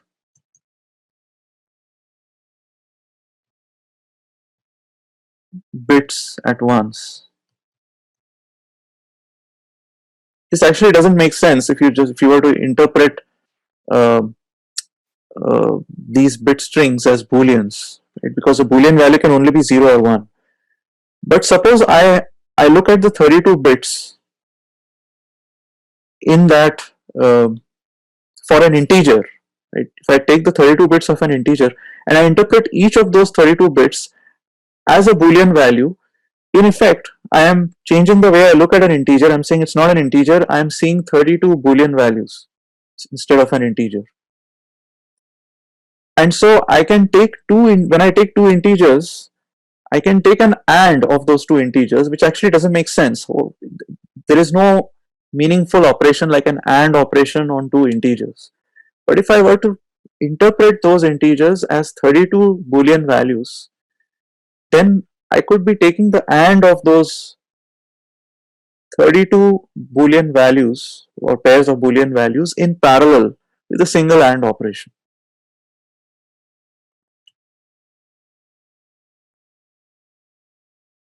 So these operators are called bitwise operators, logical operations on bit strings. You can think of them as bit by bit operators or bitwise operators, where instead of just taking an AND of two Boolean values, I imagine taking the AND of, let's say in this example, 8 pairs of Boolean values in parallel. Like normally I would just interpret it as taking the AND of two Boolean values. So 1 and 0 is a 0 from the truth table. But I can actually end up taking the AND of all of these 8 pairs in parallel.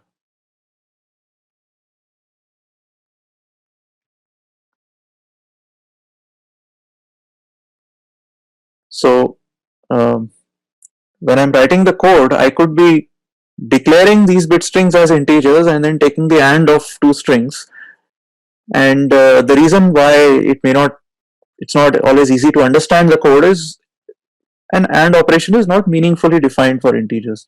But if you transform the way you look at those integers as bit strings, then what you see that what's actually going on is we are taking 8 different AND operations in parallel.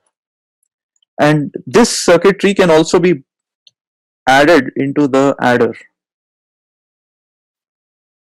right? Where when we are doing an add operation or a subtract operation, we have the black box doing this.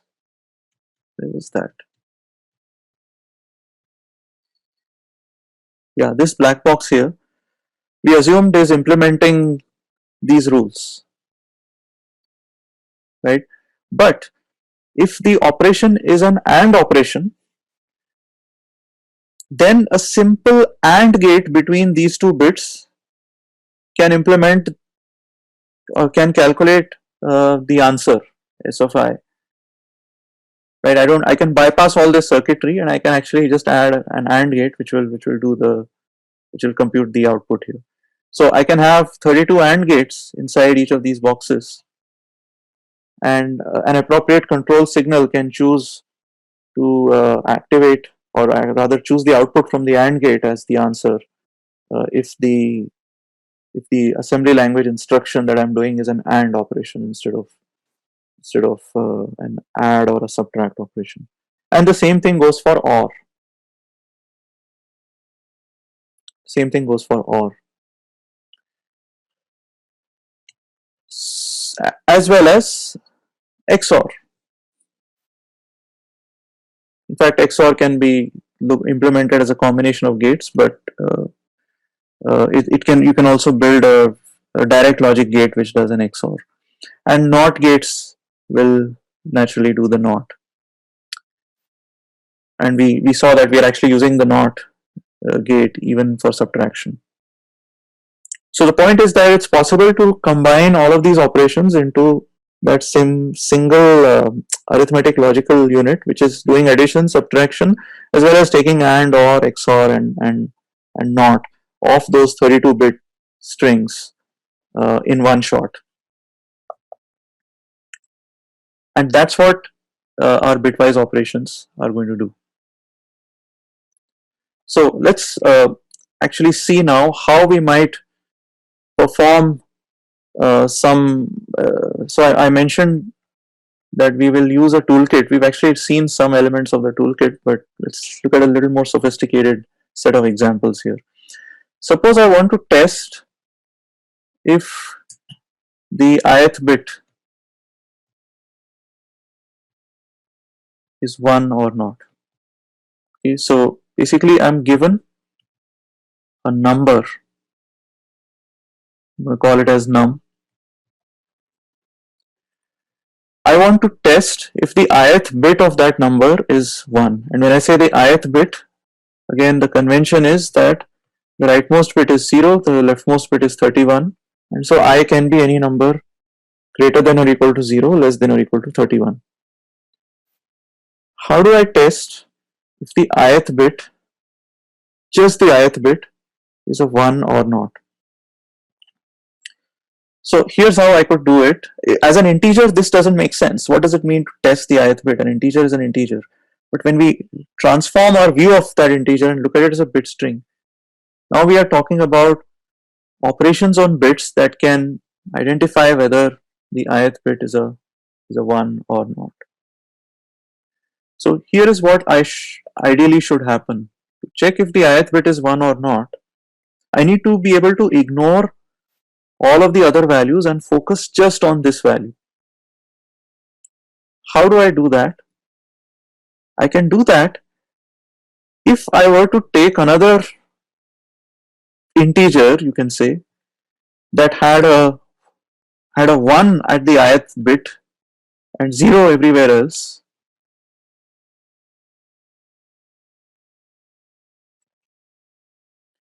And if I did a bitwise AND of these two integers. So I want to essentially eliminate looking at all of the other bits. I want to check if the ith bit is 1 or not. So if I were to take an AND of these two, whatever be the values in the other bits, they will all get set to 0 in the result. So the result will have zeros everywhere else. This value will be a 1 only if the original bit value was 1, and it will be a 0 if the original bit value was a 0. So taking an AND with a 1 preserves that value, whatever that value was originally. And we want to preserve only the ith bit value. Taking an AND with a 0 eliminates or wipes out whatever the original value was. The final value will always be a 0. So we wipe out, we set a 0 in all the other bits, and we set a 1 only at the ith bit. And so the resulting bit string will be this. Now, if the resulting bit string has a value that's equal to 0, that means this value in the ith bit must have been a 0, because all other values we know are 0. But if the resulting bit string has a value that's not equal to 0, that means the ith bit must be a 1, because only then could the value not be a 0.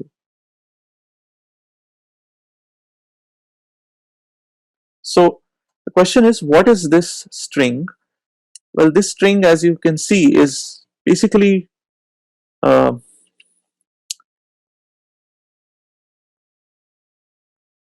back to what we did earlier. This is basically 2 to the power I minus 1 in terms of the integer. How do I set up this number? I set up this number by translating this bit string back to an integer and saying what integer is it. Or if I'm focused only on the bit representation, what I could do is I could start with a bit or an integer that is just 1, that means it has a 1 in the least significant bit, and I shift it left by I bits. Shift it left by I bits. This left shift and right shift, these are also operations that can be added on to the ALU that we saw here. Basically, a shift left will ignore the most significant bit of that wire and focus only on the lower 31 bits, and then it will add on a last bit which will be a 0 by default. That wire will be a 0 by default. So that's how I can shift left by 1. Likewise, shifting right by 1 also can be implemented in a similar way. Now, whenever we are shifting left by a generic I, this I value will be by definition between 0 and 31. Right? It can't be, say, 5000 or something like that. The hardware can only do a shift up to 31 bits. And how will it do that? Well, if we have a hardware that can shift left by 1, and if we have a hardware that can shift left by 2, and by 4, and by 8, and by 16, I can actually make the number pass through all 5 of those,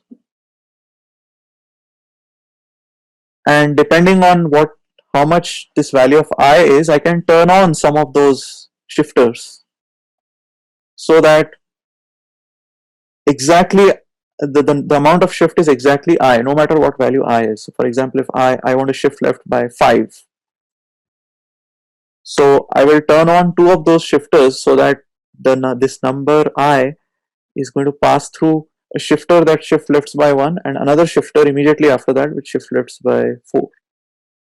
But the shifter that shift lefts by 2 is not going to do any shifting because it won't have the control signal. So 1 plus 4 is 5. So I'm going to end up in effect shifting this number 1 by 5 bits. Right. So basically I need a sequence of 5 shifters. Shifting a shifter that's going to shift by 1 that's going to shift by 2, 4, 8 and 16. And by using a combination of them, I can end up shifting a number by any value from 0 to 31. So point is, it can be done as a single instruction. It doesn't take, it's not going to take multiple steps. It can be done in a single step. And so as far as we are concerned, each of these operations, AND, OR, add, subtract, shift left, shift right, these are all constant time operations in assembly language. Okay, so 1 shifted left by I bits is what this the second value is. And so if I want to test if the ith bit is 1, all I need to do is I need to take this value, right? That's what this is. I need to take my num, that's what this is. I need to take the AND of these. So when will the ith bit be 1? If the AND of these is not equal to 0. So that's the equivalent condition.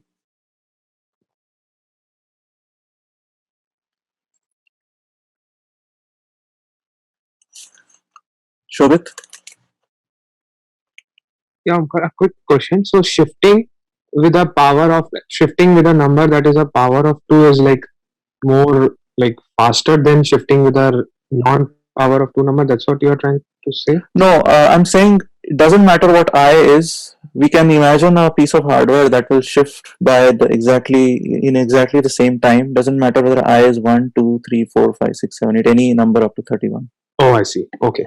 So basically, here's the thing. If I take any number x and I have a piece of hardware that shifts by 1, I have another piece of hardware that shifts by 2, I have another piece of hardware that shifts by 4, I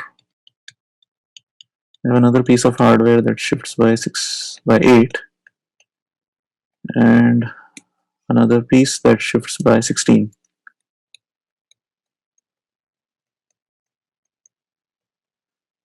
Right? So if I want to shift left by, let's say, 5, what I will do is I will turn on the control signal for these two. Okay. Right? In fact, I could take this, the representation for this 101, 1, 0, 1, 0, 0. So these two shifters, the first and the third one, turn on, and that means x will get, so the value here is going to be x times 2, right? It would have been shifted by 1, and then that result is going to be shifted further by 4 bits when it exits the this particular shifter. Okay. And so what will come out, these shifters don't do anything since they are disabled, so the output through them is going to be the same as the input, and so what comes out here will be x times 2 to the power 5. Right. Yeah, thank you. Likewise, if I want to shift it by 31 bits, I'm going to turn on all 5 of them. That will end up shifting it by 31 bits. So it's a constant time operation. It doesn't matter what the value of I is, assuming that it's upper bounded by 31. Okay, so this is the first example in our, you can say, toolkit. Second operation we need to be able to do is set. So we were testing it in the previous. Set the ith bit, we call this as 2a. Set the ith bit to 1.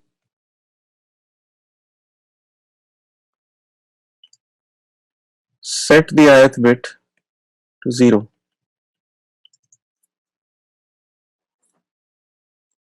So if you are given a number and at the ith position, this value, it doesn't matter what that value is, we want to set it to 1.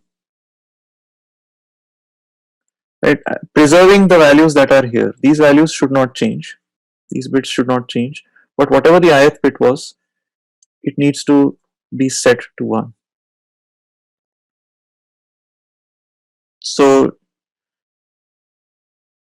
forcing something to be 1 can be done by taking an OR with a 1. So if I have a number that is like this, it's 1 at the ith position and 0 elsewhere. I could take an OR, and by that I mean an inclusive OR. This doesn't show it clearly, but inclusive OR between these two values, and the result will be that this value is going to be set to 1. Right, so whatever value was here and here, that value will continue to be here and here.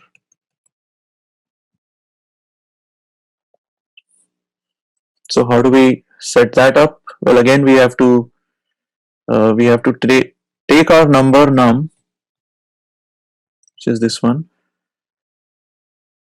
and we assign it to whatever it was ORed with this value. How do I set up this value? Well, this is again 1 in the ith place. So 1 shifted left by I. That will bring it to the ith bit position. And that will set it to 1. This value will do that. Now, this second value that we are picking up both here and here,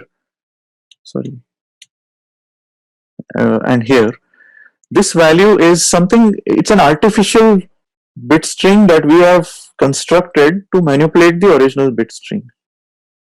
So the technical term for this is a bit mask.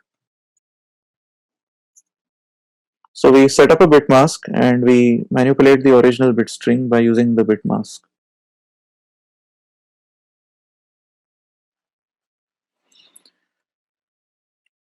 Okay, how do we set the ith bit to 0?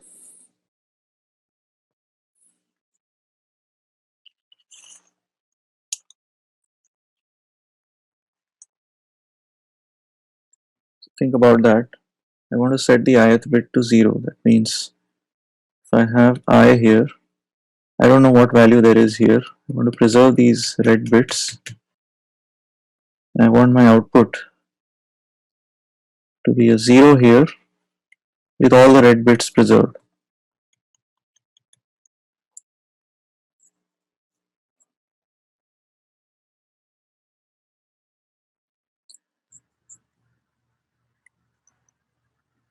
So to force something to be 0, we would actually take an AND with a 0. To force something to a 1, we take an OR with a 1. But think of it as a Boolean value. Right? That ith bit is a single Boolean value. Doesn't matter what that Boolean value is, how do I force it? What operation should I perform on it so that it's forced to be true? Right? So that it's forced to be true. Well, I'll just take an OR with a true and that will make it true. Or I can take an AND with a false and that will make sure that the Boolean value becomes a false. And if I want to test what that Boolean value is and ignore all the other Boolean values, obviously when I take an AND with a true, that's not going to change the Boolean value. Normally we wouldn't do that with Boolean values. We wouldn't take an AND of a Boolean value with itself, sorry, with a true, because we can directly read what that Boolean value is.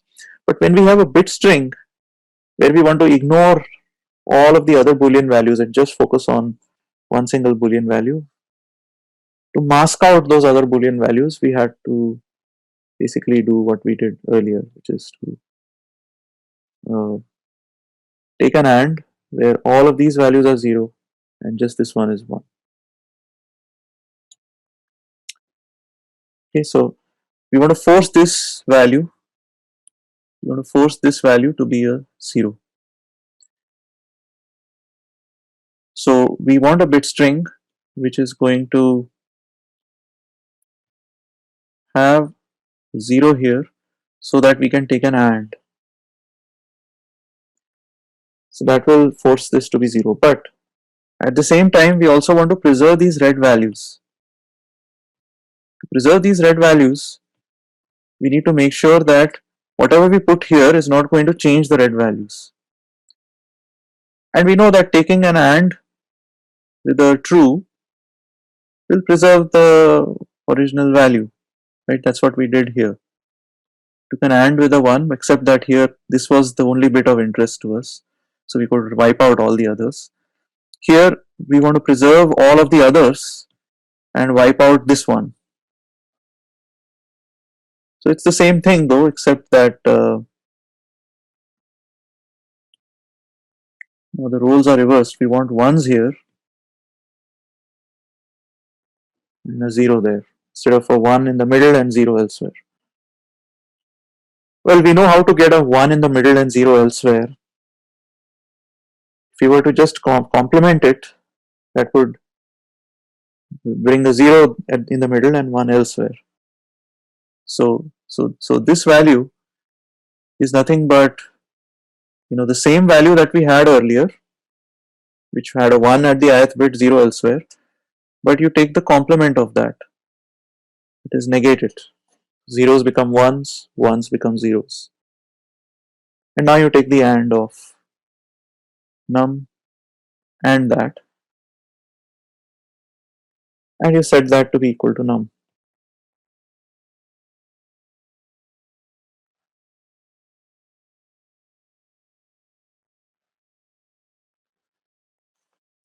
Okay, Muhammad. I have a quick question. So, to check whether a number is zero or not, would the system just goes over all the bits and check if there's zero, or is there a shortcut? Yeah, I mean, you could have a shortcut in the basically you take uh, the number and imagine an independent circuit that will take an OR of all the bits, right, and then have a NOT uh, after it, right. So the NOT will be a 1 only if all the bits of that number are 0. So that would detect whether a number is 0 or not. I see. So in that case, for the first question that you want to check the ith bit, there would be faster ways to do it. Wouldn't it like shifting to right by I uh, I minus one and then check the first bit, something like that. So normally, again, I'm not a hardware expert, but normally my impression is when you check whether x is equal to 5 or any two numbers are the same, you basically subtract them, and then when the result comes, right, the ALU, the output of the ALU is going to be a value that's their difference. It's that value that you then uh, pass through this circuit that I mentioned, where you can take the OR of all the bits and negate it and get a 1 if that value is a 0. So yeah, so that means you have to use the ALU still in order to get that. So I'm not sure how.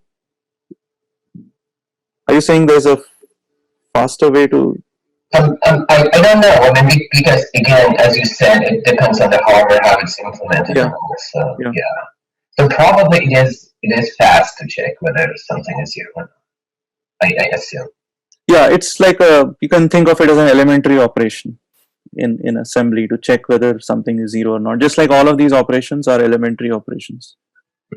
So just one or two or three instructions uh, so this shifting would be one instruction. Taking the OR would be one more instruction. So this is basically two instructions.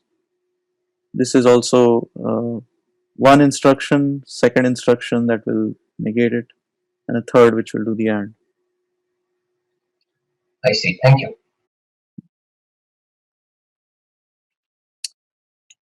Okay. So we have tested whether a bit is 1. We can set whether a bit is 1. The third thing we want to do is to toggle the ith bit, whatever the value was. So if it was a 0, we want to flip it to a 1, and if it was a 1, we want to flip it to a 0. So again, preserving all the other values. So what we want is we want the complement of whatever the original bit was, preserving all of these other values. So if you go back to the truth table here,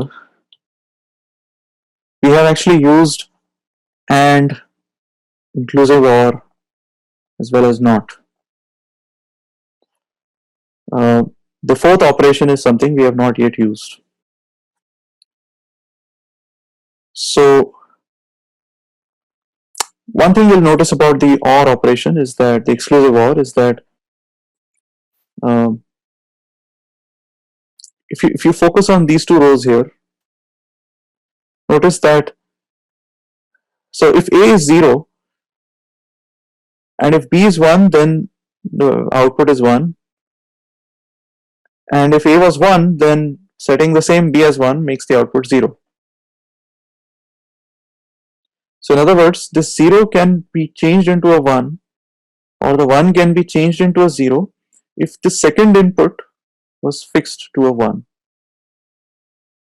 If the second input was fixed to a 0, then the output does not change.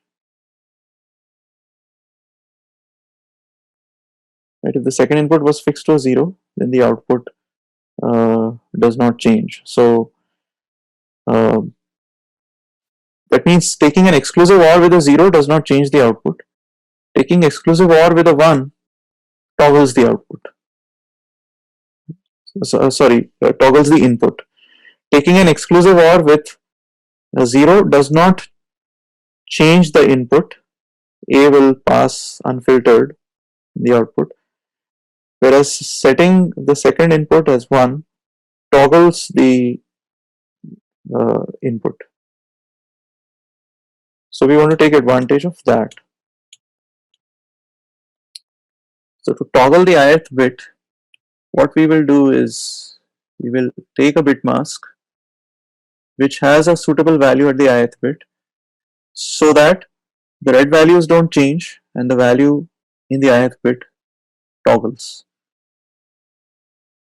So to toggle the value in the ith bit, we're going to do an XOR between the number that's given and the bit mask. And in the bit mask, we want to have a 1 in the ith place, so that when we do the XOR, the ith bit will toggle.